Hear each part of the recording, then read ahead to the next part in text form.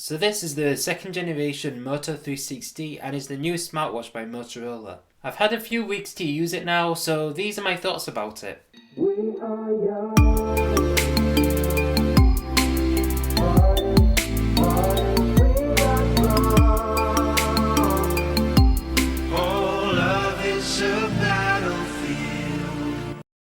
So starting off with the watch's design, this is a really nice looking watch. It has a circular face with a really nice feeling button to the top right of the watch. And yes, it does have that black bar at the bottom, but that never really bothered me. Moving on to the back, Motorola has listed a few specs on the watch, and there's also a heart rate monitor. The straps on this watch can easily be attached and detached, but the strap that you start off with the watch really depends on what configuration you choose. I've got the leather version. Functionality in this watch is pretty much what you can expect from any watch running Android Wear, which I talked about in this video, so I'm not really going to be repeating it here. But one of the unique features on this watch is wireless charging on its supplied dock, which is actually the only way that you charge this watch. But the dock uses micro USB, so you can pretty much use any charger in this dock. Other than that, this watch has no speakers, but it has a microphone, ambient light sensor, and can do all the gestures that come along with Android Wear, like flicking your wrist up to move down or shaking to go back to your watch face.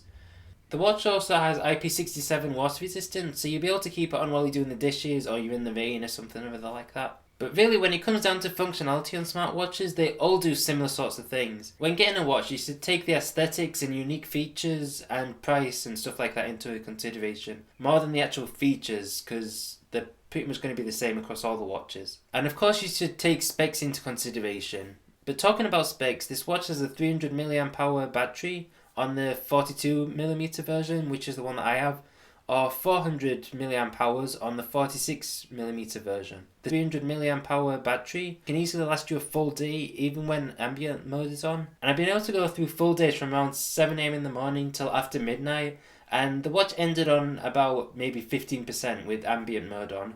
If ambient mode isn't on, I sometimes ended up with 50% at the end of the day. This watch will either have the Snapdragon 400 processor or the Adreno 305 processor, depending on where you get your watch from. I think the UK version has the Adreno processor and the American version has the Snapdragon processor. But whichever processor you get, this watch is really fast and snappy most of the time. There have been the odd times where the watch froze up, but it's been great for like 95% of the time that I was using it. As for connection to my phone, there was a period of time where I found that my watch kept disconnecting from the phone, but that was actually a fault of my own because I turned on battery optimization on the app. You have to make sure that's off or else the phone will keep disconnecting from the watch. When you first go into the app, it usually does tell you to disable battery optimization and give you the option to do so.